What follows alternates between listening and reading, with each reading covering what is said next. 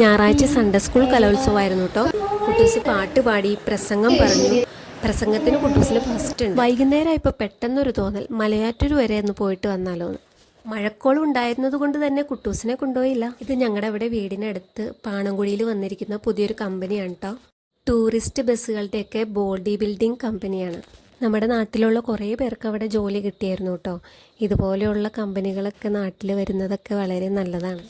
തോട്ടു എത്തിയപ്പോഴേക്കും നല്ല മഴ പെയ്തു കേട്ടോ. പിന്നെ ഞങ്ങൾ വെയിറ്റിംഗ് ഷെഡിൽ കുറച്ച് നേരം അവിടെ ഇറങ്ങി. അരമണിക്കൂർ ഞങ്ങൾ അവിടെ അങ്ങനെ പോസ്റ്റായി. എന്നാൽ പിന്നെ ഇന്ന് മലയാറ്റൂർ പോക്ക് വേണ്ട, എവിടെയെങ്കിലും പോയി ഫുഡ് അടിച്ചിട്ട് തിരിച്ചു പോകാമെന്ന് വിചാരിച്ചു. അങ്ങനെ സാജൻ്റെ തട്ടുകട എന്നൊരു കടയിൽ കയറി ഞങ്ങൾ ഫുഡ് അടിക്കുക. ഞങ്ങൾ ഒരു പ്ലേറ്റ് കപ്പയും ബീഫും ഒരു അൽഫാമും ഓർഡർ ചെയ്തു. രണ്ടും നല്ല സ്പൈസി ഐറ്റമായിരുന്നു കേട്ടോ. ഞാനങ്ങനെ ഒത്തിരി എരിവുള്ള ഫുഡ് കഴിക്കുന്ന ആളല്ല.